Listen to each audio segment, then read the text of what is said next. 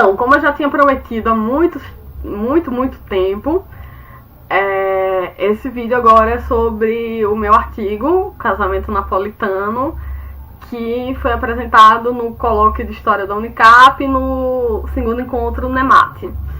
Então,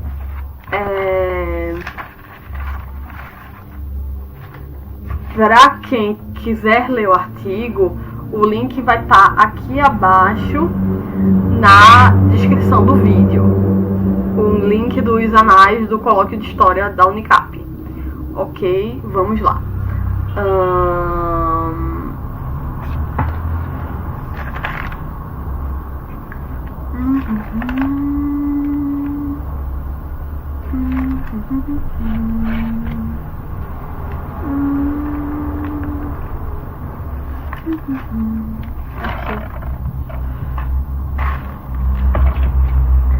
Então, começando com a questão da condição do casamento do Dom Pedro I e como isso vai afetar a questão dos filhos dele arrumarem casamento.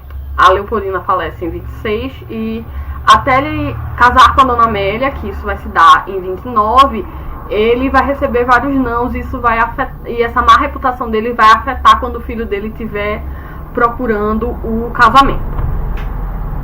E você tem toda uma dificuldade do Pedro II, que ele é rejeitado na corte de Viena, para arrumar esse casamento, e aí é o secretário do rei Fernando das Duas Sicílias que faz o contato com o Carneiro Leão, que estava na corte de Portugal, para ajeitar a noiva, para dizer que há uma possibilidade disponível.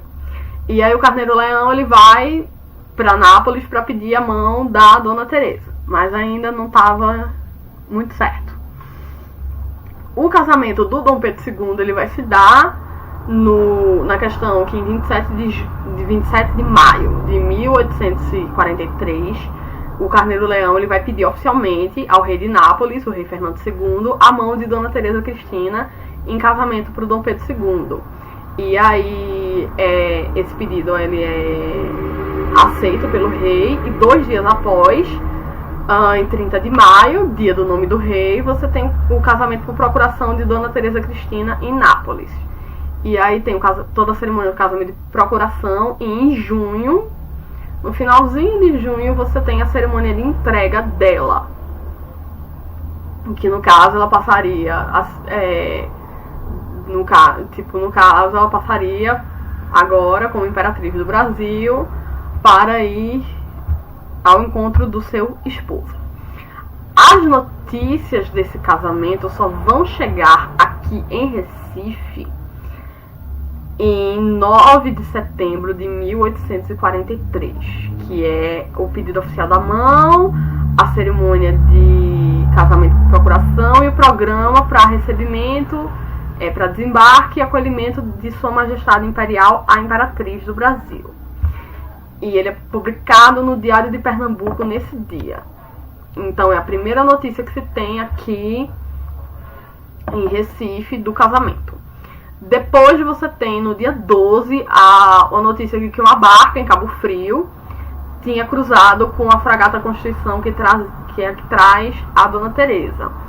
E, consequentemente, depois você vai ter a cerimônia de entrega, o desembarque, mas o desembarque ele só vai chegar a notícia do desembarque ele só vai chegar em 28 de setembro de 1843. O interessante é que você vai notar, porque a Teresa Cristina não vai ser descrita como muitos biógrafos do Dom Pedro II posteriormente vão descrevê-la. Ou seja, todos os aspectos, feia, coxa e tal.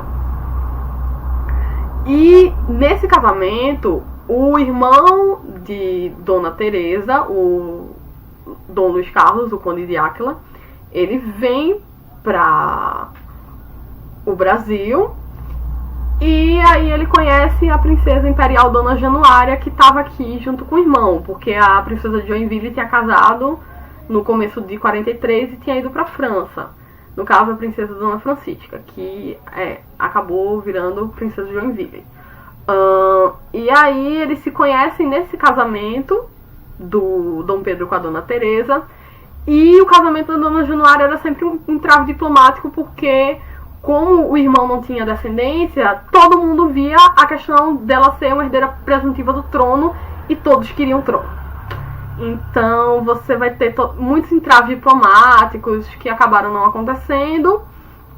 E o casamento dela com o Dom Luís Carlos não teve essa questão do entrave, e eles acabaram casando em 28 de abril de 1844 aqui no Brasil. E essas notícias do casamento dela, aqui em Pernambuco, a última data de 11 de maio, que é quando se fala sobre o casamento dela e se diz que tem uma data que o Dom Pedro II vai estipular para as pessoas irem no Paço da Cidade, para uma festa de casamento dos dois, para comemorar esses casamentos, no caso, o casamento dela. E aí você tem a conspiração palaciana, que dizia que a Dona Januária